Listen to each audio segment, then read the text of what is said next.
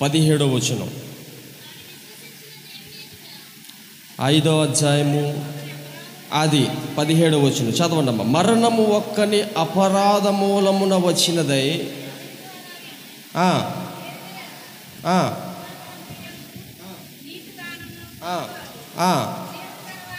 జీవము గలవారై దేవునికి స్తోత్రం. స్తోత్రం గట్టిగా చెప్పండి. ఇక్కడ రాయబడినటువంటి మాట నేను మరలా చదువుతాను చూడండి. మరణం ఒకని అపరాధ మూలమున వచ్చినదై ఆ ఒక్కని ద్వారానే ఏలిన ఎడల కృపాబాహుల్యమును నీతిదానమును పొందువారు జీవము గలవారై మరి నిశ్చయముగా యేసుక్రీస్తును ఒకని ద్వారానే ఏలుతారు. అంటే దీనికి అర్థం ఏంటంటే, మరణం అనేది ఈ లోకానికి ఒకటి ద్వారా వచ్చింది. ఆజ్ఞను అతిక్రమించాడు, ఒకని ద్వారా ఈ లోకానికి మరణం పరిచయం అయిపోయింది. అలాగే మరి నిశ్చయముగా కృపాబాహుల్యమును నీతి దానమును పొందిన వారు జీవము గలవారై మరి నిశ్చయముగా యేసుక్రీస్తును ఒకని ద్వారానే ఏలుదురు. అంటే ఆయన ఈ లోకానికి వచ్చిన తర్వాత, మన కోసం ఆయన మరణించిన తర్వాత, ఆ మరణాన్ని గెలిచి తిరిగి లేచినటువంటి దేవుడు మన కొరకు ఒక వాగ్దానాన్ని ఇక్కడ మనకిస్తున్నాడు. ఏంటంటే, తండ్రి అయిన దేవుడు యేసుక్రీస్తుకి ఇచ్చినటువంటి అధికారము, ఆ అధికారము మనము కూడా పొందుకోవాలనే ఉద్దేశంతో యేసుక్రీస్తు వారి ద్వారా ఆయన ద్వారా మీరు ఈ ప్రపంచాన్ని, ఈ లోకాన్ని ఏలాలి. అధికారము నేను ఇచ్చాను. యేసుక్రీస్తుకి నేను అధికారం ఇచ్చాను. యేసుకు నేను అధికారం ఇచ్చాను. ఆయన ఉద్దేశం ఏంటంటే, అధికారాన్ని పొందుకున్నటువంటి ఆయన, అధికారము కలిగినటువంటి ఆయన, అదే అధికారము మనము కూడా పొందుకోవాలన్నటువంటి ఉద్దేశంతో మరి నిశ్చయముగా యేసుక్రీస్తు ద్వారా మనం ఏలాలి అంటే గనక జీవము గలవారమై ఉండాలి. స్తోత్రం కలుగునుగాక. ఏం పొందుకోవాలంటే మనం జీవము గలవారమై ఉండాలి. నీతి దానమును జీవము, ఈ జీవం మనం మొదట పొందుకోవాలి. ఈ జీవము మనలో ఉండాలి. జీవం అంటే బ్రతుకుండేది, జీవం గలది, చచ్చింది, నిర్జీవమైనది. అంటే అందులో ఏమి లేదనమాట, జీవం లేదు. అయితే దేవుడు మనతో మాట్లాడుతున్నాడు ఏమనంటే, మీరు జీవము గలవారై ఉండాలి. ఈరోజు 3 దినాలు ఉపవాస ప్రార్థనలు చేశారు. 3 దినాలు దేవుని సన్నిధిలో కనిపెట్టారు. ఇక్కడే ఉన్నారు. తెల్లవారుజాము ప్రార్థన కానించి రాత్రి ముగించేంత వరకు కూడా ఈ 3 దినాలు ఉపవాసంతో దేవుని సన్నిధిలో మీ శరీరాన్ని అలగొట్టుకున్నారు. ఈ 3 దినాలుగా మీరు పొందుకున్నది ఏంటంటే, దేవుని దగ్గర వచ్చినటువంటి జీవం. ఆ జీవము ద్వారా ఈరోజు మీరు అధికారం పొందుకోవాలన్నమాట. స్తోత్రం కలుగునుగాక. దేవుని దగ్గర నుంచి మనకు ఈ జీవం వస్తుంది. జీవము గలవారమై ఒక అధికారాన్ని పొందుకొని దేవుని సన్నిధిలో అధికారం పొందుకునే వారముగా మనం ఉండాలి.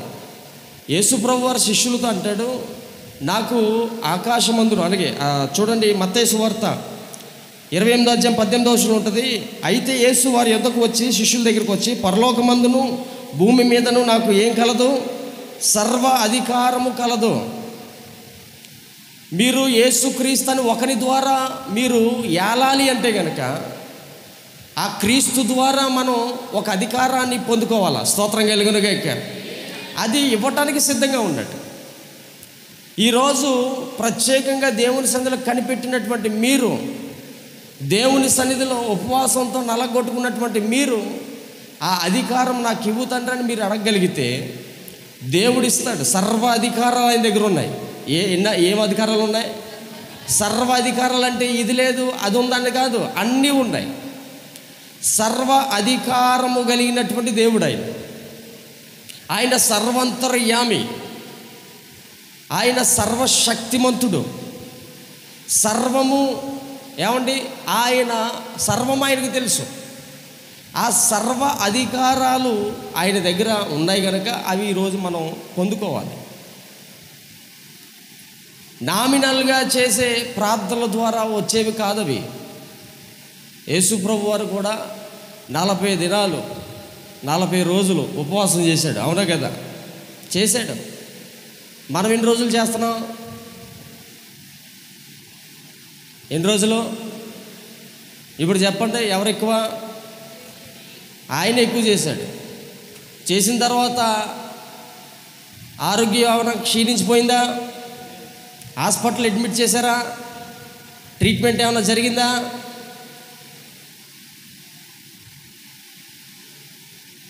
ఉపవాసము ఉంటున్నాం కానీ కడుపు కాలుతుంది, కానీ వాక్యం అనేటువంటి ఆహారము చేత నీ ఆత్మ బలం పొందుకుంటుంది కనుక ఇంకా ఆకలి మీద పెద్దగా ఆశ ఉండదు.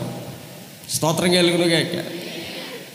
మామూలుగా ఇంట్లో తినకపోతే, ఇంట్లో మీరు కూర్చొని ఏమి తినకుండా ఒక 2 రోజులు ఉండండి, ముఖం తిప్పేస్తుంది, వాంతులు అయిపోతే ఇక కకలా వికలం అయిపోతుంది పరిస్థితి. దేవుని సన్నిధిలో 3 రోజులు కాదు, ఎన్ని రోజులు ఉన్నా సరే ఏమీ కాదు. ఒకసారి మేము 7 రోజులు ఉపవాసాలు పెడితే ఒక ఆయన వచ్చి అన్నాడు, మీరు పర్మిషన్ తీసుకున్నారా గవర్నమెంట్ నుంచి అన్నాడు. ఏం తీసుకోవాలంట?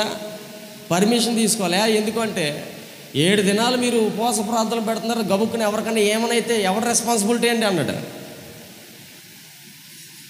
ఎవరి రెస్పాన్సిబిలిటీ? ఒక 2 రోజులు తినకపోతేనే నీరసం వచ్చేస్తుంది, ఇక్కడ మీరు 7 రోజులు పెడుతున్నారు, ఎవరి రెస్పాన్సిబిలిటీ అండి? మనుషులు చంపేద్దాం అనుకుంటున్నారా మీరు అన్నట్టుగా మాట్లాడుకొచ్చాడు ఆయన. ఎవరో కాదు, బయటోడు కాదు, క్రైస్తవుడే. అప్పుడు మా నాన్నగారు అన్నారు, ఇక్కడ ఎవరైనా 7 దినాల ఉపవాసాలు చేసిన తర్వాత 7 రోజులు కంప్లీట్ అయిన తర్వాత ఎవరైనా చచ్చిపోతే నాది రెస్పాన్సిబిలిటీ అన్నాడు ఆయన. అంటే నమ్మకం ఏంటి? నమ్మకం అది స్తోత్రం కలుగునుగా. ఏమీ కాదనేటువంటి విశ్వాసం. ఎందుకంటే ఆయన పక్షాన మనం ఉన్నాము గనుక, ఆయన పక్షాన మనం నిలబడ్డాం గనుక దేవుడు సిగ్గుపరిచే దేవుడు కాదు, సిగ్గుపరిచే దేవుడు కాదు, నిలబెడతాడు. మీరు 3 రోజులకి వెళ్ళిపోతున్నారు, 3 రోజులకి వెళ్ళిపోతున్నారు. 3 రోజులు అసలు మా చర్చలు చిన్న చిన్న పిల్లలు చేసేస్తారు. మీకు గట్టిగా మాట్లాడితే ఎవరికైనా ఏదైనా సమస్య ఉందనుకోండి, సరదాగా వచ్చి 3 దినాలు ఉపవాసాలు చేసేస్తారు పిల్లలు. మా మందిరంలో యవనస్తులు 3 రోజులు యవనస్తులు పిల్లలు, వాళ్ళకి ఏదో చిన్న సమస్య వచ్చిందనుకోండి, శుక్రవారం ఉపవాస ప్రార్థనకు ఉంటారు, శనివారం మందిరంలో పడుకుని పోతారు, ఆదివారం సాయంత్రం ముగించేస్తారు. 3 రోజులు కంప్లీట్. శుక్రవారం ఉపవాసంతో వస్తారు, శనివారం అంతా ఉంటారు మందిరంలో.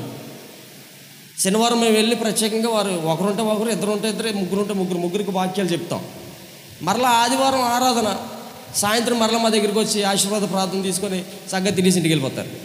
అది ఎలా ఉంటుందంటే చాలా అద్భుతంగా ఉంటుంది. ఈ మాటలు బట్టి మీకు ధైర్యం రావాలా, అబ్బో ఇంకో 2 రోజులు ఉండొచ్చు అన్నమాట అని. స్తోత్రం కలుగునుగా. ఇంకో 2 రోజులు ఎగస్ట్రా ఉన్నా ఏమీ కాదు, ఏమీ అవదు. శరీరం కొంచెం లాగుతుంది, ముఖం లాగుతుంది, పళ్ళు బయటకు వస్తాయి అంతే. స్తోత్రం కలుగునుగా. మిగతాదంతా లోపల జరగవలసిన ప్రక్రియ అంతా లోపల జరిగిపోతుంటుంది. బలాన్ని ఇస్తాడు ఆయన, జీవాన్ని ఇస్తాడు ఆయన. గనుక దేవుని బిడ్డలారా, సర్వాధికారాలు కలిగి ఉన్నటువంటి దేవుడు సర్వశక్తిమంతుడు గనుక ఆ అధికారము ఈ ఉపవాస ప్రార్థనలు కంప్లీట్ అయ్యేలోగా మనం పొందేసుకోవాలా. స్తోత్రం కలుగునుగా. అది మనం తీసుకోవాలి. ఆ అధికారం పొందుకోవాలంటే కనుక ఒక చిన్న పని చేయాలి మనం. ఆ పని ఏంటంటే ప్రకటన గ్రంథంలో రాయబడి ఉంది. ప్రకటన గ్రంథం తీసుకోండి. ప్రకటన గ్రంథం 2వ అధ్యాయము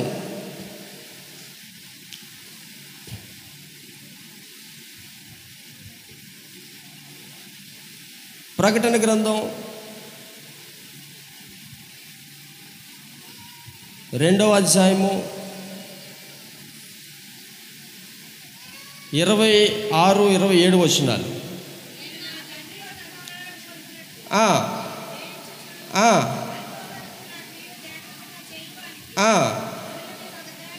స్తోత్రం చెప్పండి అందరూ కూడా. ఏం అధికారం ఇస్తాను నేను మీకు? జనుల మీద అధికారం ఇస్తాను. అంతము వరకు నా క్రియలు జాగ్రత్తగా చేయువానికి అన్నాడు. ఆయన క్రియలు ఉన్నాయి, ఆయన చేసినటువంటి అద్భుతమైనటువంటి క్రియలు ఉన్నాయి. ఈ సృష్టి ఆయన క్రియ, పెద్ద క్రియ, అది ఒక పెద్ద పని.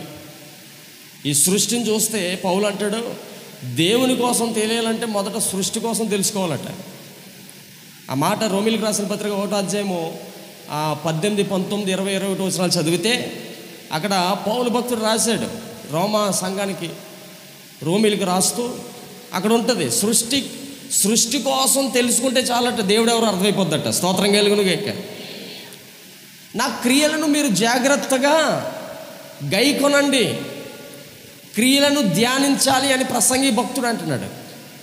ప్రసంగి గ్రంథం 7వ అధ్యాయం 13వ వచనం ఉంటుంది, దేవుని క్రియలను ధ్యానించుము అని. నా క్రియలు జాగ్రత్తగా ఎవరైతే చేస్తున్నారో వారికి జనుల మీద నేను ఏమిస్తానో అధికారం ఇస్తాను. జనుల మీదకు నేను అధికారం ఇస్తాను. నా క్రియలు మీరు జాగ్రత్తగా గైకొనండి. ప్రార్థనలు చేయాలా, ఉపవాసం ఉండాలా, విజ్ఞాపన చేయాలా, దేవునికి దగ్గరగా బ్రతకాల, దేవునితో సహవాసం, దేవునితో ఉండేలాగా మనం మార్చుకోవాలి. ఆయనతో ఎక్కువ టైం గడిపేటట్టుగా మనం చూసుకోవాలి. ఎక్కువ సమయం ఆయనకి కేటాయించగలగాలి. కనీసం 3 పూట్లైనా మనం ప్రార్థన చేయాలి. ఈ 3 దినాలు ఉపవాసం చేసిన బిడ్డలకి చెప్తున్నాను, 3 దినాలు ఉపవాసం కంప్లీట్ చేసిన తర్వాత కూడా మీ భక్తి అలాగే ఉండాలా.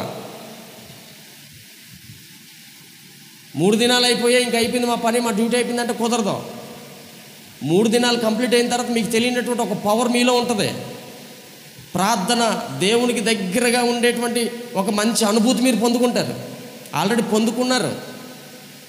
ఈ 3 దినాలు అయిపోయిన తర్వాత మరలా యథాప్రద తదాసేవ అన్నట్టుగా కాకుండా దాన్ని మీరు కొనసాగించాలి.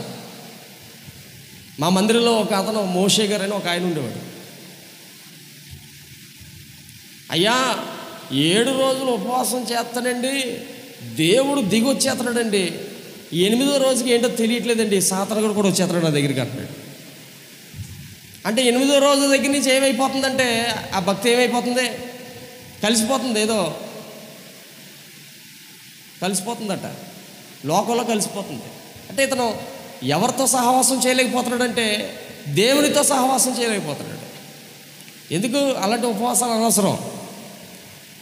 ఈ ఆఖరి రోజు నువ్వు తీర్మానం చేసుకోవాలి, ఏమనంటే ప్రభువా ఈ 3 దినాలు నీకు దగ్గరగా బ్రతికాను, ఇక ముందు కూడా చెప్పాలి, ఇక ముందు కూడా ఎలా బ్రతకాలా, ఇదే కొనసాగించాలి, ఇదే భక్తి, ఇదే ఆత్మీయత, ఇదే ఒక నిర్దిష్టమైనటువంటి ఆలోచన, నిలకడగలిగినటువంటి విశ్వాసం, పౌరుషంతో భక్తి దేవుని సన్నిధిలో మనం చేయగలిగితే ఏమండి, అప్పుడు దేవుడు మనం చేసే క్రియలను ఆయన క్రియలను బట్టి, ఆయన క్రియలు జాగ్రత్తగా చేయటను బట్టి ఏమంటే దేవుడు మనకు అధికారం ఇస్తాడు. స్తోత్రం కలుగునుగాక. ఒక అధికారం పొందుకొని మీరు ఈరోజు ఇంటికి వెళ్ళిపోవాలి. సర్వాధికారాలు ఎవరి దగ్గర ఉన్నాయి? దేవుని దగ్గర ఉన్నాయి.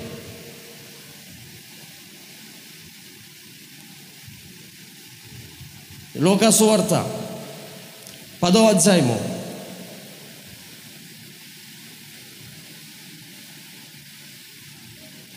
లూకా సువార్త 10వ అధ్యాయం 19వ వచనం చదవండి.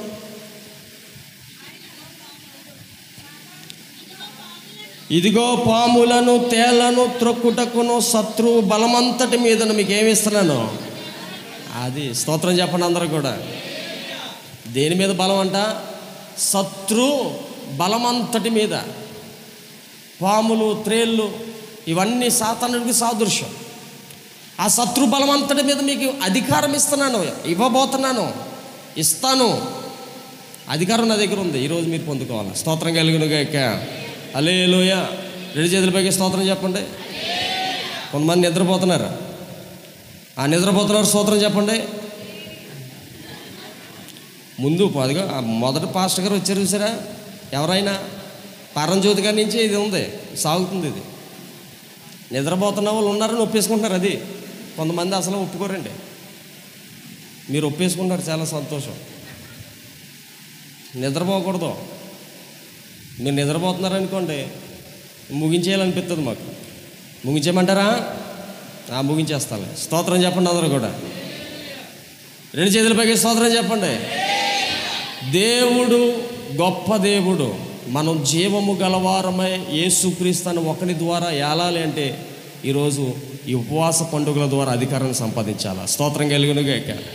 ఈ ఉపవాస పండుగల ద్వారా అధికారం సంపాదిస్తే ఏమండి, శత్రు బలమంతటి మీద మనం అధికారం సంపాదించగలిగితే ఏ చీకటి అంధకార శక్తులు మన దగ్గరికి రావు, ఏ దురాత్మ ప్రభావాలు మన దగ్గరికి రావు. ఒకవేళ వచ్చిన ప్రార్థన, వాక్యం అనేటువంటి ఆయుధాలతో మనం జయించగలుగుతాం. అపవాది వలన, సాతానుడి వలన వచ్చే సమస్యలు కొన్ని ఉంటాయి, ఇబ్బందులు కొన్ని ఉంటాయి, ప్రతికూల పరిస్థితులు కొన్ని ఉంటాయి. అవన్నీ మనం జయించాలి అంటే కనుక ఏమండి, అధికారం పొందుకోవాలి. స్తోత్రం కలుగునుగాక. ఆయన క్రియలు జాగ్రత్తగా మనం గైకొన్నట్లయితే అధికారం మనం పొందుకోగలుగుతాం. ప్రకటన గ్రంథంలో అంటాడు, జయించు వారికి ఆ అధికారం ఇస్తానంటున్నాడు ఆయన. ఎవరికంట? ఈ లోకాన్ని జయించేవారికి, లోకాశలు జయించేవారికి, లోక తలంపులు జయించేవారికి అందరికీ ఇస్తాను. ఎందుకంటే నేను సర్వాధికారము కలిగినటువంటి దేవుడను. స్తోత్రం కలుగునుగాక. సర్వాధికారములు కలిగినటువంటి దేవుడను కనుక మీరు నా దగ్గర ఉండేటప్పుడు నా క్రియలు మీరు జాగ్రత్తగా గైకొనండి అంటాడు. నా క్రియలను జాగ్రత్తగా గైకొనండి. నేను ఏం చేశాను ఏమండి, హన్నా అంటది, సమయలు గ్రంథం, మొదటి సమయలు గ్రంథం 2వ అధ్యాయము, హన్నా అంటది ఆయన క్రియల కోసం. మొదటి సమయలు గ్రంథం 2వ అధ్యాయం 3వ వచనంలో ఉంటుంది చూడండి. యెహోవా అనంత జ్ఞాని అయిన దేవుడు, ఆయనే క్రియలను పరీక్షిస్తాడట. స్తోత్రం కలుగునుగాక. అనంత జ్ఞాని అయినటువంటి దేవుడు మన క్రియలను ఏం చేస్తాడట? ఆయన పరీక్షిస్తాడు. జాగ్రత్త, పరీక్షిస్తాడు. ఇంట్రెస్ట్ లేదు అన్నావంటే ఇంక నీకు అధికారం రాదు. ప్రార్థన చేయడానికి కొంతమందికి ఇంట్రెస్ట్ రాదట. వాక్యం వినడానికి కొంతమందికి ఇంట్రెస్ట్ రాదట. బయట తిరగడానికి మాత్రం ఇంట్రెస్ట్ వస్తుంది. వాక్యం కాసేపు విందామంటే కొంతమందికి ఇంట్రెస్ట్ రాదు. ప్రార్థన చేద్దామంటే ఇంట్రెస్ట్ రాదు. మోకరిందామంటే ఇంట్రెస్ట్ రాదు వాళ్ళకి. ఏంటంటే ఏమండి, జాగ్రత్త, పరీక్షిస్తాడు ఆయన. ప్రతి ఒక్కరిని పరీక్షిస్తాడు, చూస్తున్నాడు, గమనిస్తున్నాడు. చాలా జాగ్రత్తగా ఉండాలి దేవుని సన్నిధిలో. చాలా జాగ్రత్తగా దేవుని సన్నిధిలో ఉందాం. యేసుక్రీస్తును ఒకరి ద్వారా మనం ఏలాలి, అధికారం పొందుకోవాలి. ఈ ఉపవాస ప్రార్థనలు వ్యర్థం కాకూడదు. ఈ ఉపవాస ప్రార్థనలో వ్యర్థం కాకూడదు. ఒక్క మనిషి అయినా సరే ఆయన వైపు తిరగగలిగితే ఈ ఉపవాస ప్రార్థనలకు అర్థం ఉంటుంది. లేకపోతే ప్రతి సంవత్సరం పెడుతున్నారండి ఏదో ఆచారంగా అంటే కుదరదు. ఆచార క్రైస్తవ్యం కాదు, ఆచార పండుగలు కాదు ఇవి. ఆచారంగా పెట్టే పండుగలు కాదు ఇవి. ఆచార క్రైస్తవంగా మనం అసలు ఉండకూడదు. ఉపవాస ప్రార్థనలు దేనికంటే ఏమండి, దేనికి ఉపవాస ప్రార్థనలు చెప్పండి, మీరు చెప్పండి దేనికి? ఏమ్మా, దేనికమ్మా ఉపవాస ప్రార్థనలు దేనికి పెడుతున్నారు అసలు ప్రతి సంవత్సరం? ఇంకా అమ్మా, పరంజ్యోతి గారు ఏమన్నారు ఉపవాస ప్రార్థనలు అంటే? అమ్మా, కలుపుతేదట. స్తోత్రం కలుగునుగా. తీసాడా కలుపు? పోయిందా? పోయిందన్న 2 చేతుల పైకి స్తోత్రం చెప్పండి. కలుపు ఉండకూడదు మందిరంలో. ఉపవాస ప్రార్థనలు అంటే చాలామంది దైవ సేవకులు చెప్తారు, ఉపవాసం అంటేనంట దేవునికి దగ్గరగా సహవాసం. స్తోత్రం కలుగునుగా. దేవునికి దగ్గరగా సహవాసం మనం చేయాలంటే మొదట లోక స్నేహాన్ని, లోకాన్ని, లోకంలో ఉన్నదాన్ని విడిచిపెట్టాలి. అప్పుడు మనం దేవునితో స్నేహం చేయగలుగుతాం.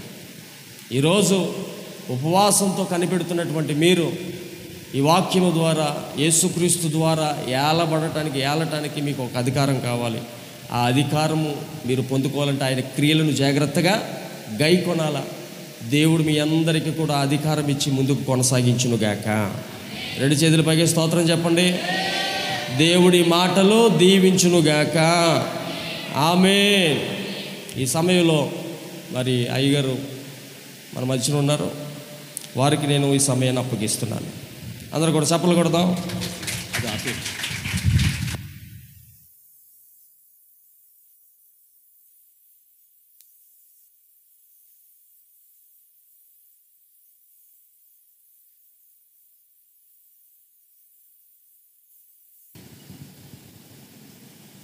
హల్లెలూయా, ప్రైజ్ ది లార్డ్. ప్రభువున ఇది అడ్జస్ట్ చేయాలేమో. ప్రభునందు ప్రియులారా, మీ అందరికీ ప్రభువైన యేసుక్రీస్తు నామమున శుభములు.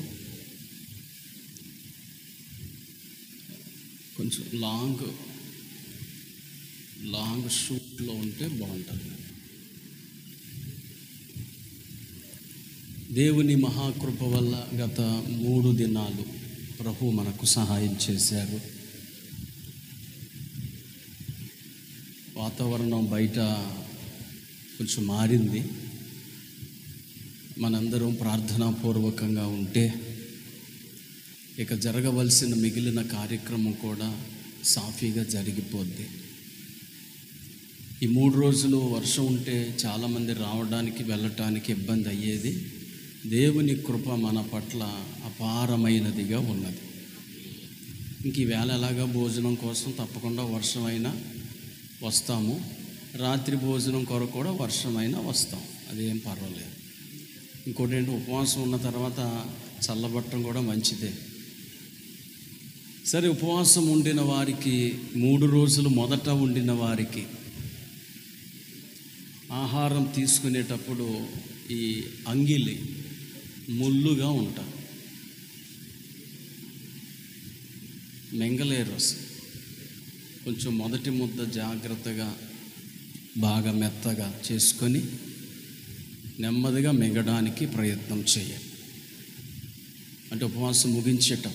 ఉపవాసం ఉండని వారికి ఈ అనుభవం తెలీదు. నాకు ఉపవాసం ఉండే అనుభవాలు ఉన్నాయి కనుక నేను చెప్తున్నాను. అలాగే ఉపవాసం ఉంటే దేవునికి మన పట్ల కనికరం కలుగుతుందండి.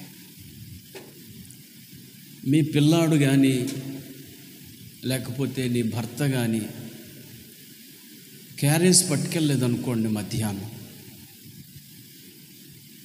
మీరు చాలా బాధపడతారు. అరే, ఈవేళ నేను క్యారేజ్ పెట్టలేకపోయాను, లేకపోతే నా పిల్లాడు భోజనం చేయకుండా పడుకుని పోయాడు అని ప్రతి తల్లికి లోపల బాధ ఉంది. ఒక పూట నీ కొడుకు అన్నం తినకపోతే నువ్వెంత బాధపడతావో అంతకంటే ఎక్కువగా మన దేవుడు మన విషయములో కనికరము కలిగి ఉంటాడు.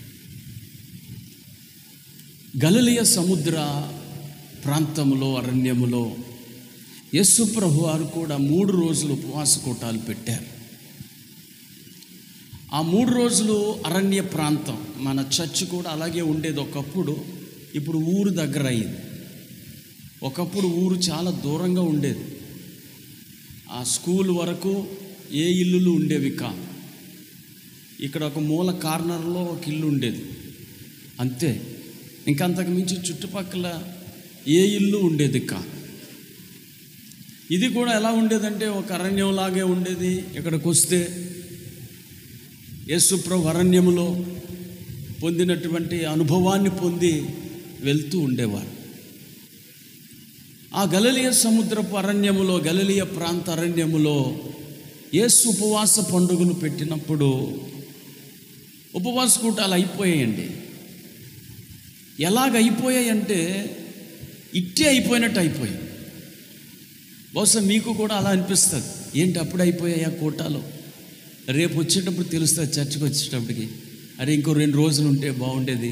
ఎంత ఆనందంగా జరిగాయి కూటాలు, ఎంత చక్కటి సాక్ష్యాలు సందేశాలు విన్నాం. ఇంకా 2 రోజులు ఉంటే బాగుండు అని అనిపిస్తుంది మనకి. యేసు ప్రభువారు పెట్టిన ఉపవాస కూటాలు అలాగ కాలము తెలియకుండా జరిగిపోయినట్టు అక్కడ ఒక చిన్న పిల్లాడు వచ్చాడు. మీటింగ్కి వచ్చినప్పుడే వాళ్ళమ్మ అతనికి ఒక చిన్న బాక్స్ క్యారేజ్ పెట్టింది, లేకపోతే లంచ్ మూట కట్టి పెట్టింది అన్నమాట. ఈ వచ్చిన పిల్లాడు దేవుని యొక్క వాక్యములో లీనమైపోయి ఆ యేసు ప్రభు యొక్క పాదాల దగ్గర కూర్చుండిపోయి ఆ తెచ్చుకున్న మూటను విప్పడం మర్చిపోయాడండి. ఆ ధ్యాసే లేదు. సాధారణంగా చిన్నపిల్లలకి తిండి మీదే ధ్యాస ఉంటుంది. మీరు మీ పిల్లలకి ఏదన్నా పెట్టారనుకోండి, నువ్వు లంచ్ టైంలో తిను అని టిఫిన్ పెట్టారు, లేకపోతే బ్రేక్ టైంలో తిను అని పెట్టారనుకోండి, వాడు బళ్ళలోకి వెళ్ళిన తర్వాత ఎప్పుడు ఇప్పేద్దామా అని ఉంటుందండి వాడికి. ఆ స్నాక్స్ ఎప్పుడు తినేద్దామా అని ఉంటుంది. కానీ ఈ పిల్లాడు వాళ్ళమ్మ పెట్టిన 5 రొట్టెలు 2 చిన్న చేపలను 3 రోజులు కూడా విప్పకుండా ఉన్నాడంటే అతడు లీనమైపోయాడు కూటాల్లో. ప్రియులారా, నిజమైన భక్తి అలాగుంటుందండి. చుట్టూ ఏం జరుగుతుందో మనకు తెలీదు, ప్రభుతో లీనమైపోతాం, ఐక్యమైపోతాం. ప్రార్థన ఎలాగొస్తుందో తెలీదు, ఏం చేస్తున్నామో తెలీదు. అంతా చేశాక ఏంటి వీళ్ళు ఉన్నారా ఇక్కడ, నేనేం మాట్లాడానో, నేనేం చేశానో అనిపిస్తుందండి. అంతగా తన్మయత్వం చెందుతామండి. ఈ కుర్రోడు అలాగ తన్మయత్వం చెంది తెచ్చుకున్న భోజనాన్ని తినడం మర్చిపోయి 3 రోజులు అయిపోయాక, 3 రోజులు అయిపోయాకైనా గోడ వెనకాలకి వెళ్ళి తినేయాలి కదా.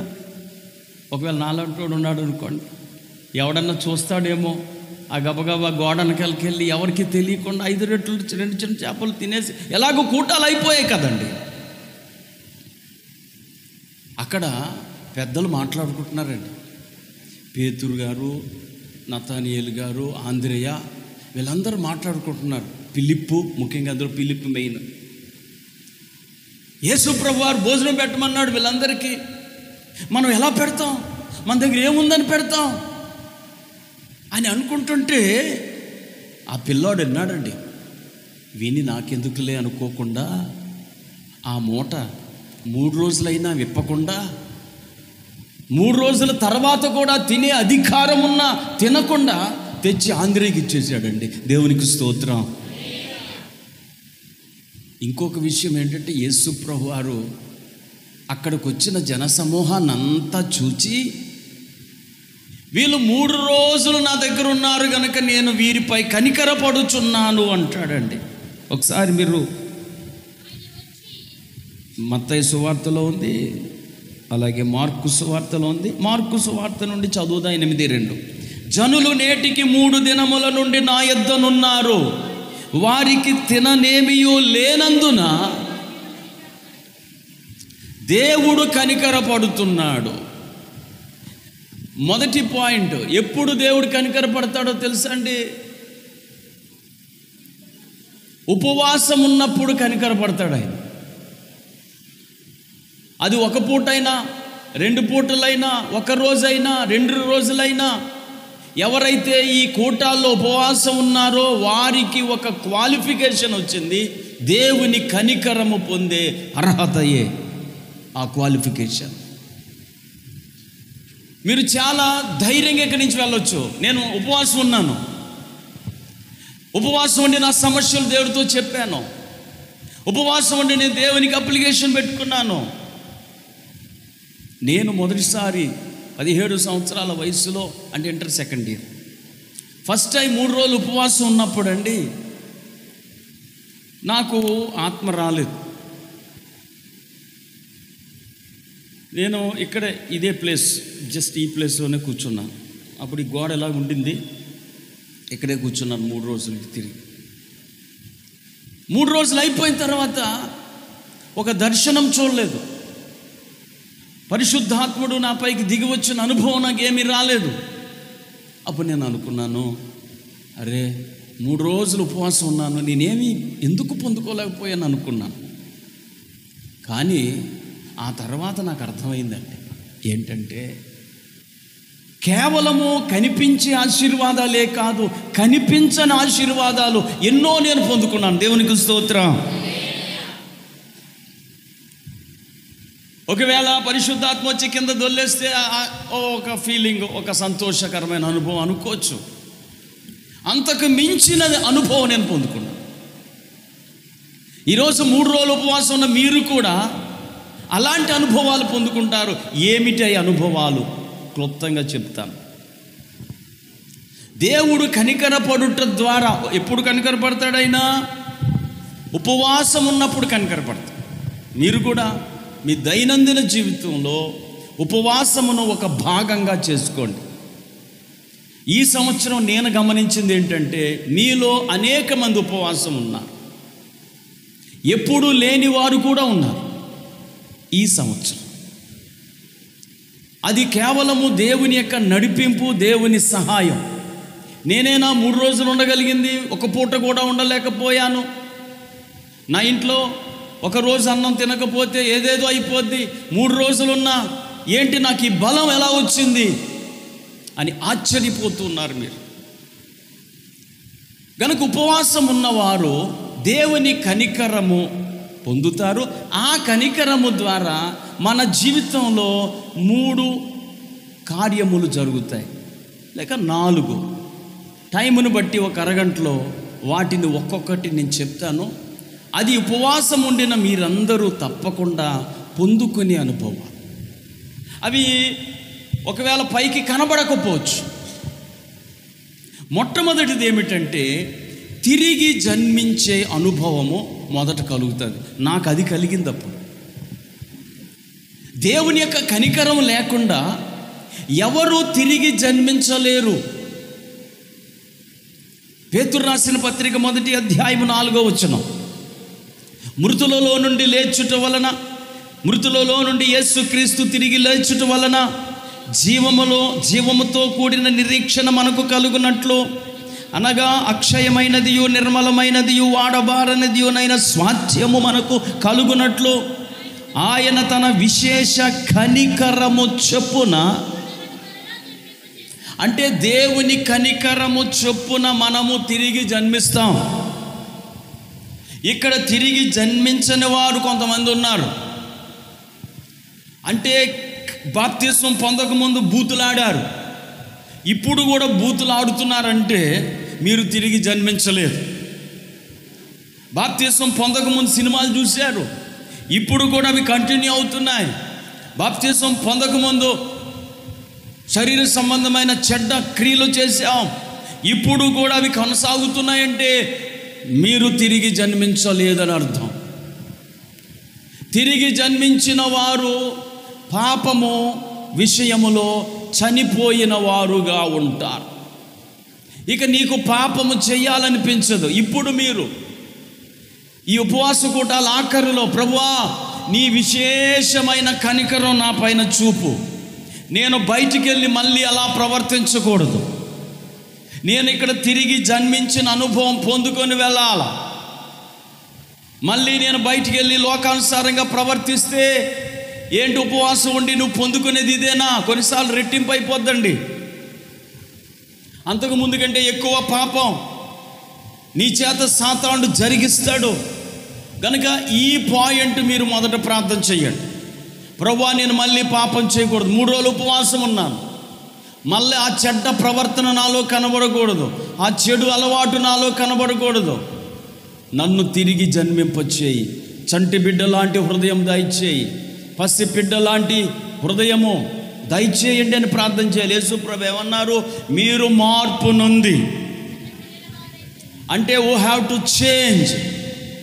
మనము మారాలి, మన ఆలోచనలు మారాలి, మన గయ్యాలితనం పోవాలా, మన మాట దురుసుతనం పోవాలా, మన కోపం పోవాలా. ఎప్పుడు పోతాయంటే తిరిగి జన్మించినప్పుడే.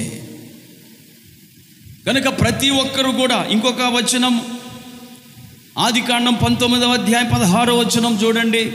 అతడు తడవు చేసినప్పుడు యెహోవా అతని మీద కనికర పడుట వలన ఆ మనుష్యులు అతని చేతిని, అతని భార్య చేతిని, అతని 2 కుమార్తె చేతులను పట్టుకొని వెలుపలకు తీసుకొచ్చారు.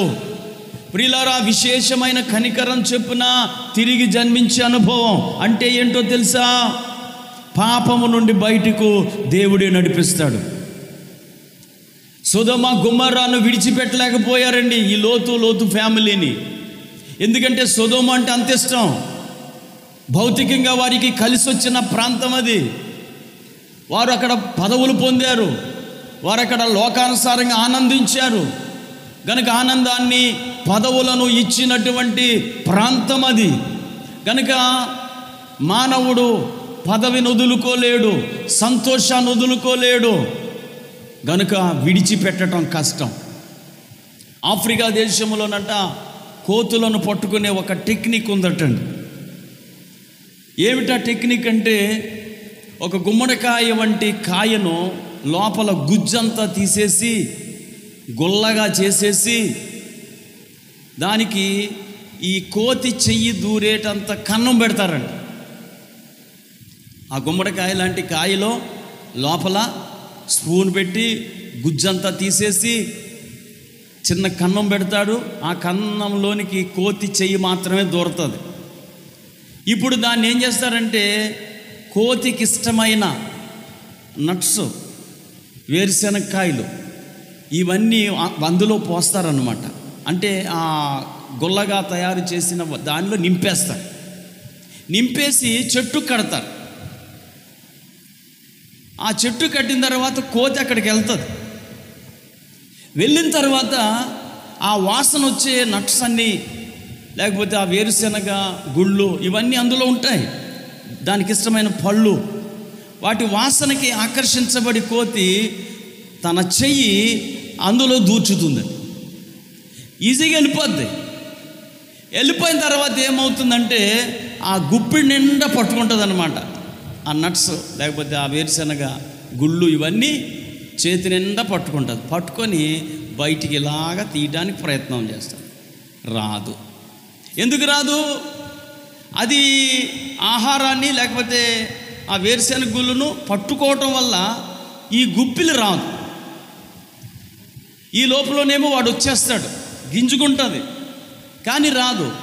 అవి వదిలేస్తే చెయ్యి ఈజీగా వచ్చేస్తుంది. వదలడానికి ఇష్టం ఉండదు, కానీ రావడానికి ట్రై చేస్తుంది, రాదు. ఇలాగ టైం అయిపోతే వాడు వచ్చేస్తాడు. వాడిని చూసినా సరే, వాడిని బోయేవాడిని చూసినా అది లాక్కోవడానికి ప్రయత్నం చేస్తుంది, కానీ అది వదలడానికి ట్రై చేయదు. చివరికి వాడు వస్తాడు, కోతిని పట్టేసుకుంటాడు. ఎన్ని కోటాలైనా వదలడానికి ఇష్టపడని పాపాలు కొన్ని ఉన్నాయి మీలో. ఎన్ని రోజులు ఉపవాసం ఉన్నా వదులుకోవడానికి ఇష్టపడిన అలవాట్లు ఉన్నాయి.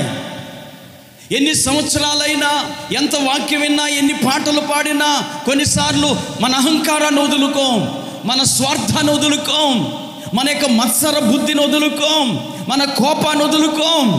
ఆ వదులుకోనంత వరకు మనము తిరిగి జన్మించిన వారము కాదు.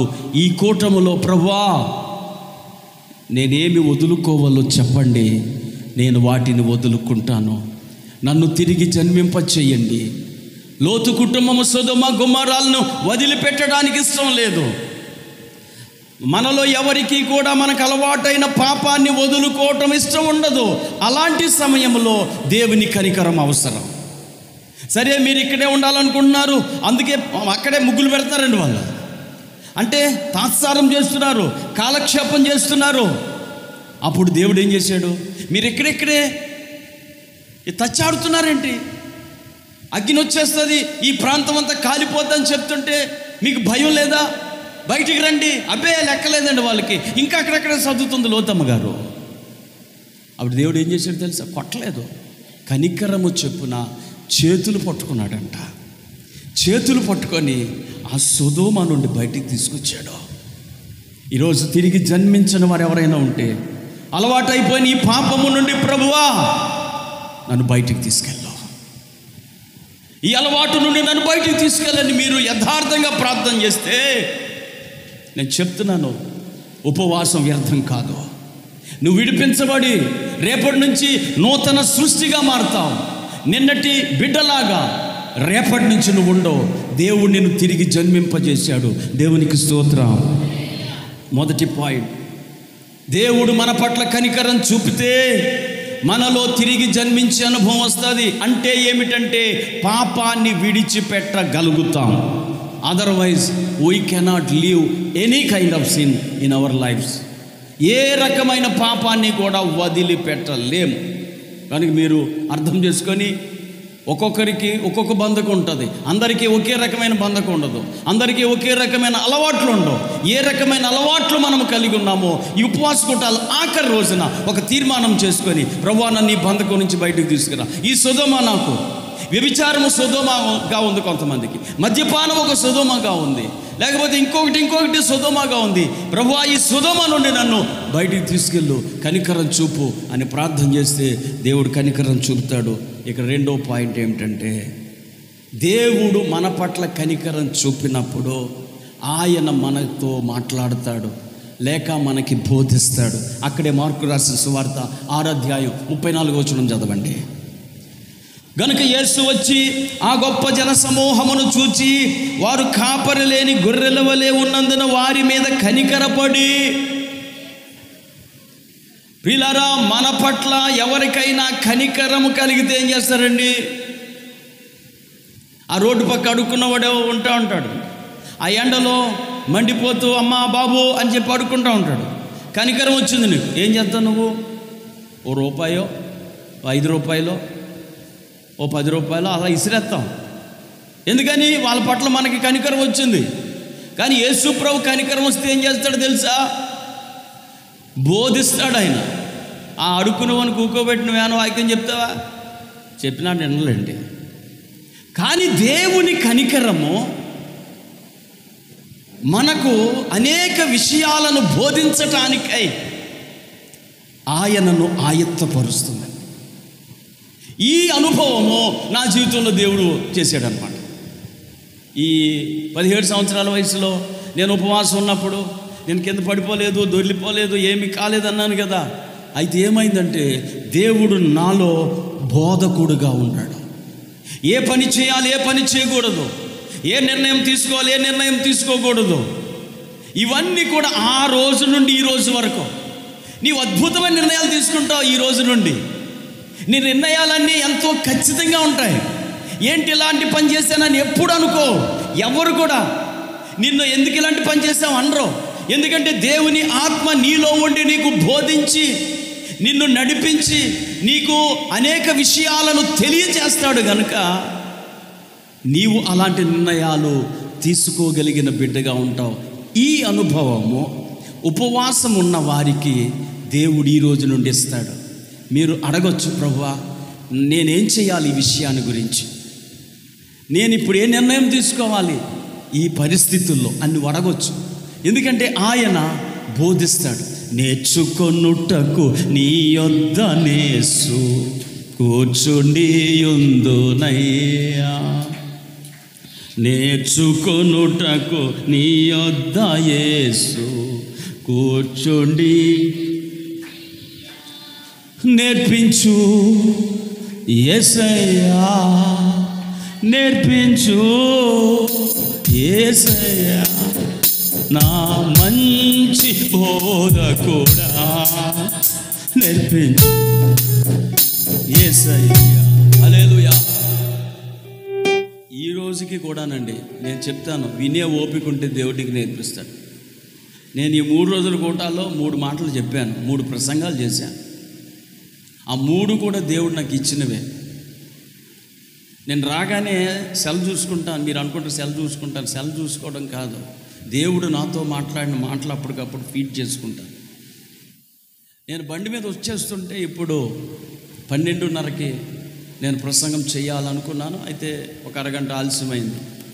వచ్చి కూర్చున్న తర్వాత దేవుడు మాట్లాడుతున్నాడు. వీరు ఉపవాసం ఉన్నారు, నా కనికరం పొందటానికి వీళ్ళు అర్హులు. నేను కనికరిస్తే వీళ్ళకి ఏం చేస్తానో చెప్పమన్నాడు దేవుడు. అందుకే అప్పటికప్పుడు నేను ఈ మాటలన్నీ వెతుక్కున్నాను. నాకు అక్కడ ఉన్నాయా లేదా, ప్రభు చెప్పినవన్నీ అక్కడ ఉన్నాయా లేదంటే అక్కడ ఉన్న మాటలే దేవుడు గుర్తు చేస్తాడు, పరిశుద్ధాత్ముడు. వెంటనే నేను అవన్నీ వెంటనే అక్కడ ఐడెంటిఫై చేసి, మొదటిది దేవుడు కనికరం చూపితే మనలను పాప బంధకాల నుంచి విడిపిస్తాడు. సొదొమ వంటి భయంకరమైన ప్రదేశము నుండి అయినా సరే లోతును విడిపించినట్లు నీ పాప బంధకం ఎన్ని సంవత్సరాల నుంచి ఉన్నా సరే దేవుడు నిన్ను అక్కడి నుంచి లాక్కొచ్చేస్తాడు. ఆయన కనికరం. నీ అంత నువ్వైతే బయటికి రాలేవు. లోతు భార్య వాళ్ళ పిల్లలు అసలు రాలేకపోయారండి. ఒకరోజు కాదు, ఎన్ని రోజులు టైం ఇచ్చినా వాళ్ళు రాలేరు. ఎందుకంటే అది ఇష్టం వాళ్ళకి. పాపం చాలామందికి ఇష్టం, వాళ్ళు బయటికి రాలేరు. ప్రభు కనికరం ఉంటేనే బయటకు వస్తారు. దేవునికి స్తోత్రం. కనుక ఈ ఉపవాస కూటాల్లో మీరు ఆ ప్రార్థన చెయ్యమని ప్రభువు నన్ను ప్రేరేపిస్తూ ఈ మాట పలికిస్తున్నాడు. ఇక రెండవది ఏం చెప్పాను, దేవుడు అనేక విషయాలు నీకు బోధిస్తాడు. ఈ 3 రోజులు బోధించటమే కాదు, నువ్వు ఇంటికి వెళ్ళాక నీ అంతరంగములో రాత్రివేళ దేవుడు ఏం చేస్తాడు తెలుసండి. నేను ప్రతి ఆదివారం అలాగే సందేశం పొందుకుంటాను. ఒక్కోసారి కూర్చునేంత వరకు ప్రభు సందేశం ఇవ్వకపోతే చాలా కంగారు పడిపోతా ఉంటాను. కానీ ప్రభు నన్ను ఎప్పుడు సిగ్గుపరచలేదండి. ప్రభు ఆయన ప్రతి ఆదివారం ఒక క్రొత్త అంశాన్ని నాకు ఇస్తూనే వచ్చాడు.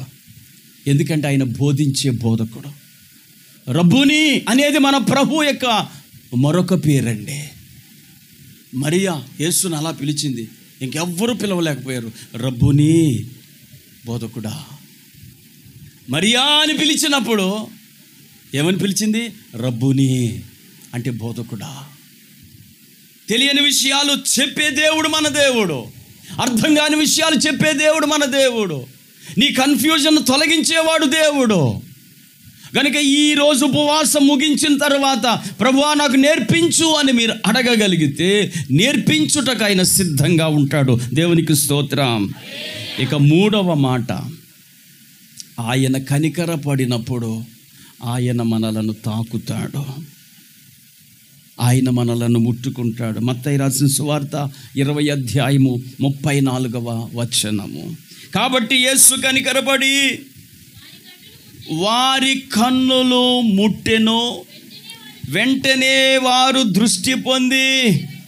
అబ్బా ప్రియులారా, 2 గుడ్డివారు యేసు ప్రభు వారు వెనకాల పడి ఆయనను వెంబడిస్తూ ఏమన్నారు తెలుసా? మా కన్నులు తెరవండి. ఏం చేయాలని అడిగాడంట యేసు ప్రభు. వెనకాల పడి కేకలేస్తుంటే, ప్రియులారా ఉపవాసం ఉన్నారు తండ్రి తల్లి, ప్రభు మిమ్మల్ని అడుగుతాడు, ఎందుకు ఉపవాసం ఉన్నావు? ఏమిటి నీ కోరిక? ఎస్తేరు అహశ్వరోషు రాజు దగ్గరికి వెళ్ళినప్పుడు అహశ్వరోషు రాజు ఏమన్నాడు? రాణి అయిన ఎస్తేరు, నీ కోరిక ఏంటి? 3 రోజులు ఉపవాసం ఉన్న నా ప్రియ సోదరి సోదరుడా, ఈరోజు ప్రభువు నిన్ను అడిగితే మీరేం చెప్తారు? ఈ గుడ్డివారు యేసును వెంబడించారండి. యేసు వెనకాల తిరిగి ప్రభువా మమ్మల్ని కనికరించు అని అడుగుతున్నప్పుడు యేసు ప్రభువారు ఏమన్నాడో తెలుసా అండి? నేను మీకు ఏమి చేయగోరుచున్నారండి మీరు అని అడిగారు. అసలు నా వల్ల మీకేం కావాలి? What do you want? ఈరోజు ఉపవాసం లాస్ట్లో ఒక్క మాటలో చెప్పండి.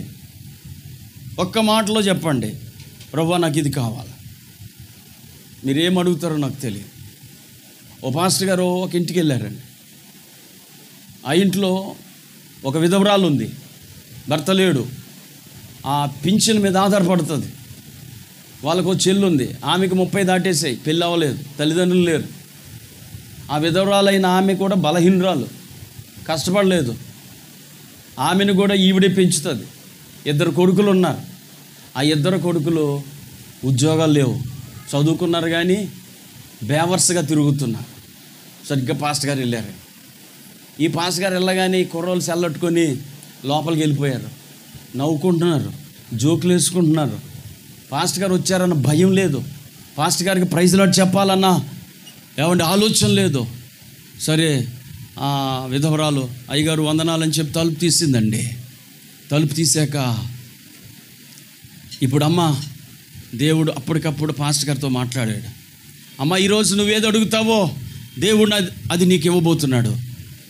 ఒకే ఒక్క కోరిక, 2-3 కాదు. నీకు 2-3కి చాయిస్ లేదు. నువ్వు ఒకే ఒక కోరిక అడగాలి. ఏం అడుగుతావు? నీకేదైనా ఉద్యోగం కావాలా? ఎందుకంటే ఆ పెన్షన్ మీద బ్రతకలేకపోతున్నావు. ఇదిగో నీ వయసు వచ్చిన చెల్లికి పెళ్లి కావాలా, ఈమె భారాన్ని నువ్వు మోస్తున్నావు. లేదా నీ పిల్లలకు ఉద్యోగాలు కావాలా, మీకు ఏదైనా హౌసింగ్ లోన్ కావాలా, ఏది అడిగితే దేవుడు ఇస్తాడు అని చెప్పినప్పుడు ఆమె ఏమి అడిగితే తెలుసా? అయ్యా నాకు ఏమి వద్దండి. చూడండి, మీరు రాగానే ఆ కుర్రోళ్ళు ఇద్దరు భయం లేకుండా ఎలా ప్రవర్తిస్తున్నారు, వాళ్ళిద్దరూ మారు మనసు పొందాలి, అంతే. నాకు దేవునికి స్తోత్రం. సరే, ప్రభు చెప్పాడు, యెహోవా సెలవిచ్చిన మాట ఏదైనా సరే నిరర్థకం కాదు. ఇప్పుడే ప్రార్థన చేస్తున్నాను, అమ్మా దేవుడు ఇప్పుడే నీ ఇద్దరు కుమారులకు మారు మనసు ఇస్తున్నాడు అనగానే ఆ గదిలో వాళ్ళిద్దరు పడి దొర్లుతున్నారండి. పశ్చాత్తాపంతో పరిశుద్ధాత్ముడు వారిని ఒప్పింపులోనికి తీసుకొచ్చేసాడు. కనుక ఇక్కడ గుడ్డివారిని దేవుడు అడిగాడు, ఏం కావాలి మీకు? ఒకవేళ ఏమో వీళ్ళు డబ్బులు ఆశిస్తారేమో, లేకపోతే ఏదైనా ధన సహాయాన్ని అడుగుతారేమో. యేసు ప్రభు వారు వారిని అడిగినట్లు ఏమని అడిగారు? నేను మీకేమి చేయగూర్చున్నారని. అసలు ఏం కావాలి మీకు? 3 రోజులు ఉపవాసం ఉన్నావు, ఒక్క మాటలో నువ్వు చెప్పాలి. అలా చెప్పే సమయం వచ్చింది. అప్పుడు ఆ గుడ్డి వాళ్ళు ఏమన్నారు తెలుసా? ప్రభువా మా కన్నులు తెరవవలెను. అంతే. మాకు ఎవరో కనికరించి మాకు 1,00,000 రూపాయలు డొనేషన్, 1 ఎకరం భూమి డొనేషను, లేకపోతే గుడ్డివారికి ఆర్థిక సహాయం, లేకపోతే అంగవైకల్యం గలవారికి పెన్షన్ సహాయం, ఇవేమి కోరుకోలేదండి. మా కన్నులు తెరవండి. అప్పుడు యేసుప్రభు ఏం చేశాడో తెలుసా అండి? కనికరపడి ముట్టాడు. టచ్. దేవుడు కనికరిస్తే తాకుతాడు. ఆయన కనికరం లేకపోతే ఆయన వెళ్ళిపోతాడు, ముట్టుకోడు. ఆయన స్పర్శ దొరకదండి. ఎందుకంటే ఆయన కనికరమే ఆయన స్పర్శ పొందుకోవడానికి కారణమవుతుందండి. కనుక ఈరోజు మీలో ఉన్న రోగమునకు ఈ స్పర్శ అవసరం. మీలో ఉన్న వ్యాధి పోవటానికి ఈ స్పర్శ అవసరం. ఈ 3 రోజులు ఉపవాస కూటాల అనంతరం ఇప్పుడు మీకున్న రోగమును బట్టి ప్రభువా నన్ను తాకు. భయంకరమైన తలనొప్పి వస్తుంది, వెనకాల తల బాధేసుకోవాలనిపిస్తుంది గోడకేసి. భయంకరమైన కడుపు నొప్పి, తాళలేకపోతున్నాను అయ్యా. భయంకరంగా కాళ్ళు పీకేస్తున్నాయి, నన్ను తాకొక్కసారి, నేను నీ కొరకు జీవిస్తాను. మళ్ళీ ఉపవాస కూటాల వరకు నేను ఒక ట్యాబ్లెట్ వేసుకోకుండా బతకాలి, నీ నామానికి మహింకరంగా బ్రతకాలి. ఈ కూటంలో నన్ను తాకు. మీలో ఎంతమంది దేవుని స్పర్శను కోరుకుంటున్నారు ఈరోజు? ఆయన కుష్ఠరోగిని సైతం ముట్టగలిగిన గొప్ప దేవుడు అండి. మీరు ఎప్పుడైనా ముట్టుకున్నారా కుష్ఠరోగిని? ఒకసారి ఒక సహోదరు నా దగ్గరికి వచ్చిందండి. సామలకోటలో నేను ఒక మీటింగ్కి వెళ్తే 10th క్లాసే అమ్మాయి, కానీ ఒళ్ళంతా భయంకరమైన పొక్కులు. ఆమెకి క్రోమోజోముల లోపం ఉందంట. చూడ్డానికి చాలా అసహ్యంగా ఉందండి. నిజంగా చెప్తే నమ్మరు. ఆమెను ముట్టుకోవటానికి నాకు సంశయం వేసిందండి. అప్పుడు నాకు అనిపించింది, ప్రభు ఎంత గొప్పవాడో. అంటే ముట్టుకున్నానులేండి. అలా ఎంతోమందిని ముట్టుకోవడానికి సంశయించి ముట్టుకున్న పరిస్థితులు ఉన్నాయి. కానీ మన దేవుడు ఏ సంశయం లేకుండా కనికరంతో కుష్ఠరోగిని ముట్టేసుకున్నాడండి. ఆ రోజుల్లో కుష్ఠు వ్యాధి అంటువ్యాధి, ఇప్పుడు కాదు.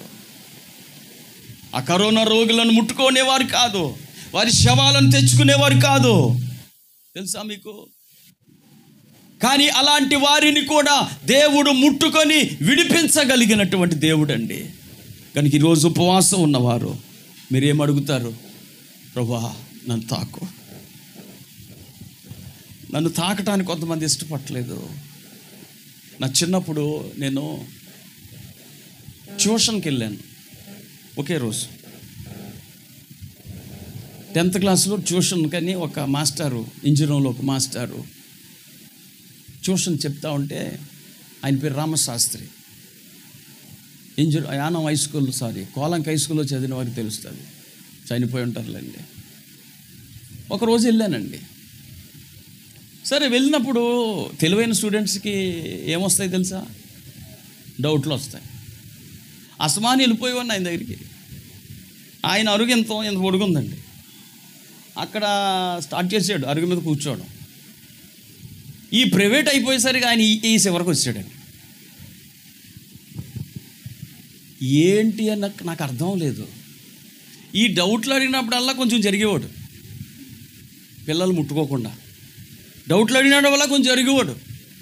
పంతులు కదా, ఆయనకి ఏయో ఉంటాయి. ఇలాగ మొత్తం చివరికి వెళ్ళిపోయాడండి. అప్పుడు అక్కడ వాళ్ళు చెప్పారు, నువ్వు డౌట్లు అడిగినప్పుడు దూరంగా ఉండి అడగాల, దగ్గరికి వెళ్తే ఆయన అలాగే దూరంగా వెళ్ళిపోతాడు అన్నాడు. ఇక మళ్ళీ మరుసటి రోజు నుంచి నేను ట్యూషన్కి వెళ్ళలేదు అనుకోండి. ట్యూషన్కి వెళ్ళే అవసరం కూడా రాలేదు. నా జీవితంలో ప్రభు నాకు ఆయనే ట్యూటర్గా ఉన్నాడు. దేవునికి స్తోత్రం. ఎందుకు ఈ మాటలు చెప్తున్నానంటే, కొంతమంది నిన్ను తాకటానికి ఇష్టపడకపోవచ్చు, ప్రభు అయితే నిన్ను తాకటానికి ఇష్టపడుతున్నాడు. 3 రోజులు ఉపవాసం ఉన్నావు, మీ జబ్బు ఎలాంటిదైనా ఒకవేళ నువ్వు వాసన కొడుతుండొచ్చు. కొంతమంది చెవిలోంచి చీము కారుతూ ఉంటుంది, కొంతమంది నోట్లోంచి దుర్వాసన వస్తూ ఉంటుంది, కొంతమంది దగ్గర ఒక రకమైన వాసన వస్తూ ఉంటుంది. వారు ఎంత సెంటు కట్టుకున్నా మనుషులు దూరంగా పెడతా ఉంటారు. కానీ మన ప్రభు అయితే నిన్ను తాకటానికి ఇష్టపడుతున్నాడు. లేచి నిలబడండి. ఎంతమందికి ఆ స్పర్శ కావాలా? ఎస్, నాకు ఆ స్పర్శ కావాలండి. నేను తిరిగి జన్మించక నుంచి వెళ్ళాలండి. ఎస్, ఆ ప్రభుని కనికరం నాకు కావాలి అన్నవారు లేచి నిలబడండి. ఓ రాబా షందర కరాలో బారా బారాలాసి. ఎస్, దేవుడు మన మధ్య సంచరిస్తూ వెళ్తున్నాడండి. కాస్త ముందుకు జరగండి. ప్రభు మీ మధ్యకు వస్తున్నాడు. ఆయన మీలో ఒక్కొక్కరిని ముట్టుకోవడానికి, ఎవరికి ఆయన స్పర్శ కావాలో ఆ స్పర్శ ఆయన అందిస్తాడు. ఎవరిని బయటికి లాగాలో మీ మనస్సులను బయటికి లాగుతాడు. లోకం అనే సొదొమ నుండి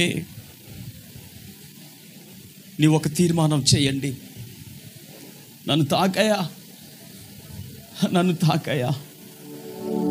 ఈ కూటాల చివరిలో నన్ను నీ బిడ్డగా చేసుకోయ్యా. పాప మురికి బతుకునగొద్దయా.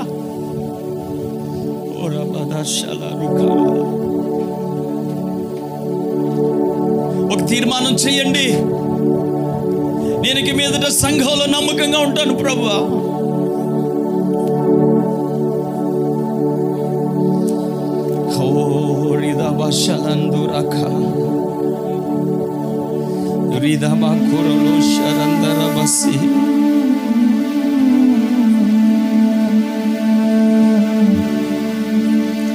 హల్లెలూయా. అమ్మా, నీకేం కావాలి దేవుడు అడుగుతున్నాడు. తమ్ముడు, నీకేం కావాలి దేవుడు అడుగుతున్నాడు.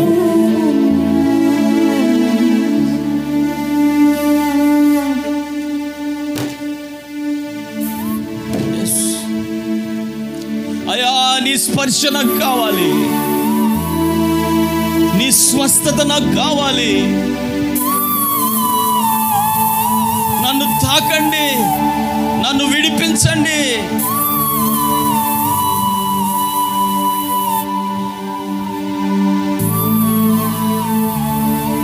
కార్యారంభము కంటే కార్యాంతము మేలని బైబిల్ చెప్తుంది. ఉపవాస కూటాల ప్రారంభం కంటే ముగింపు గొప్ప. ఎందుకంటే నీ విజయానికి సూచనగా ఈ గంట ఉంది. నేను ఉండగలిగాను ఉపవాసం, నేను చేయగలిగాను ప్రార్థన. నా వల్ల కాదనుకున్నాను, కానీ నా వల్ల అయ్యేటట్టు దేవుడు చేశాడు. ఇది నీ యొక్క విజయోత్సవ సమయం అండి. ఎస్, 3 రోజులు దేవుడే నన్ను నడిపించాడు, వాతావరణాన్ని అనుకూలపరిచి నడిపించాడు. హల్లెలూయా, హల్లెలూయా, హల్లెలూయా.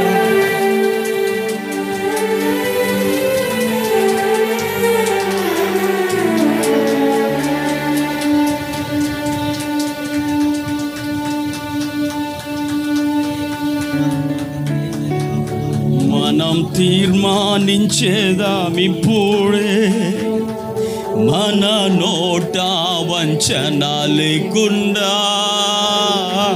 మనం తీర్మానించేదామిప్పుడే, మన నోట వంచన లేకుండా.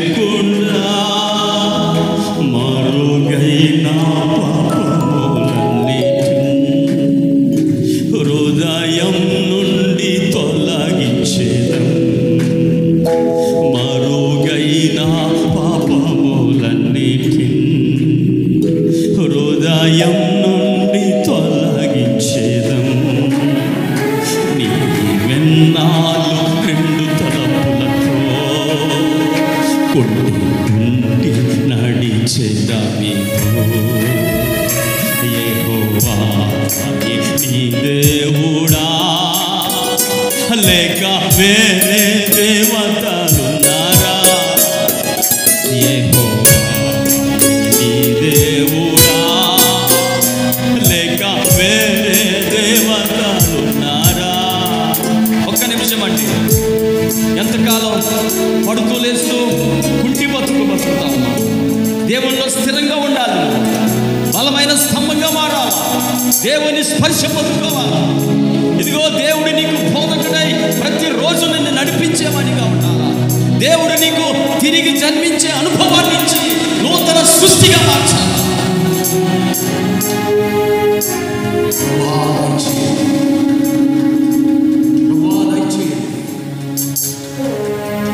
నన్ను కనికరించండి, నన్ను దీవించండి, నన్ను ఆశీర్వదించండి. మళ్ళీ ఉపవాస కూటముల వరకు నన్ను బోధకుడిగా ఉండి నడిపించండి.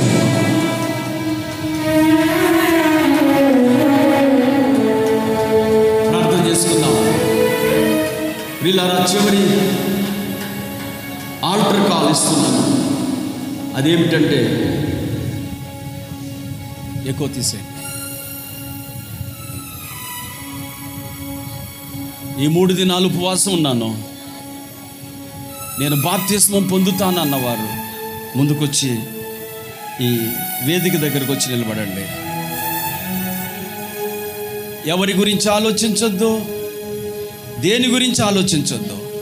ప్రభు నీతో మాట్లాడినప్పుడు పరుగెత్తుకొని వచ్చి ఈ వేదిక దగ్గర నిలబడు. బాప్తిస్మం పొందడానికి సిద్ధపడ్డవారు కమ్ ఫార్వర్డ్. ఇదిగో ఇదే మీకు అనుకూల సమయం, ఇదే రక్షణ దినం. అమ్మా, ఇలాంటి సమయం మీకు మళ్ళీ రాదు. రండి, ఇక్కడికి వచ్చి నిలబడండి. అయ్యా, నాకు బాప్తిస్మం కావాలండి, నేను బాప్తిస్మం పొందాలనుకుంటున్నాను అన్న వాళ్ళు నిలబడాలి. ఇక్కడ త్వరగా రండి. హల్లెలూయా. ఇంకెవరైనా ఉన్నారా? నాకు బాప్తిస్మం కావాలన్నవారు, దేవుడు నిన్ను రక్షించడానికి సిద్ధంగా ఉన్నాడు. ఇంకెవరైతే బాప్తిస్మం పొందాలనుకున్నారో వచ్చి ఇక్కడ నిలబడండి.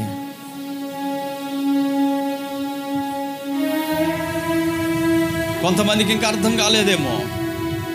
అమ్మా, బాప్తిసాల సమయము సమీపిస్తోంది. అయ్యా, నాకు బాప్తిస్మం కావాలన్న వారు దయచేసి ముందుకు వచ్చి ఇక్కడ నిలబడండి. యేసు నీకు స్తోత్రం. Thank you holy spirit. ప్రభువా, ఈ బిడ్డలు బాప్తిస్మం పొందడానికి తీర్మానం చేసుకున్నారు. ఈ బిడ్డల కొరకు ప్రార్థన చేద్దాం. కొంచెం ముందుకు రండి, కొంచెం ముందుకు రండి. ఎస్, అలాగే నిలబడండి. యేసు ప్రభువా, నీకు వందనాలు. ఇంకెవరైనా ఉన్నారండి? దేవుడు మిమ్మల్ని పిలుస్తున్నాడు సొదొమ నుండి. ఇంకా సొదొమలో ఉంటావా? ఇదిగో నీకు ఒక రక్షణ శృంగము, ఒక శైలము దేవుడు ఏర్పాటు చేశాడు. యెహోవా నామము బలమైన దుర్గము, నీతిమంతుడు అందులోనికి ప్రవేశించి సురక్షితముగా ఉండును. ఇంకెవరైనా బాప్తిస్మం పొందకుండా ఉంటే ఇక్కడికి వచ్చి నిలబడండి. మీ చేతులు ఇలాగెత్తండి. వీరిని దేవుడికి అప్పగిద్దాం. వీరు తిరిగి జన్మించి దేవుని చేత ప్రత్యేకించబడి ప్రభు యొక్క కృపలో ఎదుగుటకు ఆయన వీరిని నడిపించే బోధకుడిగా ఉండి నడిపించున్నట్లు ప్రార్థన చేద్దాం. కృపా కనికరము కలిగిన మా తండ్రి, నీకు వందనాలు. ఇదిగో ప్రభువా, ఈ కూటాల్లో 7 బాప్తిస్మం పొందటానికి తీర్మానం చేసుకున్నారు. అయ్యా, ఈ సంపూర్ణ సంఖ్య గత సంవత్సరం కూడా 7 బాప్తిస్మం పొందారయ్యా. ఇదిగో ఈ సంవత్సరం కూడా 7 బాప్తిస్మం పొందటానికి తీర్మానం చేసుకుంటుండగా వీరిని నీ నామములో ప్రత్యేకిస్తున్నాము. వీరిని బలపరిచి ఆశీర్వదించండి. సంఘములో స్తంభముల వలె ఉండుటకు సహాయం చేయండి. యేసు నామములో ప్రార్థించి వేడుకుంటున్నాము. ఆమేన్. మీ స్థలాల్లోకి వెళ్ళండి. మనం తీర్మానించేదామిప్పుడే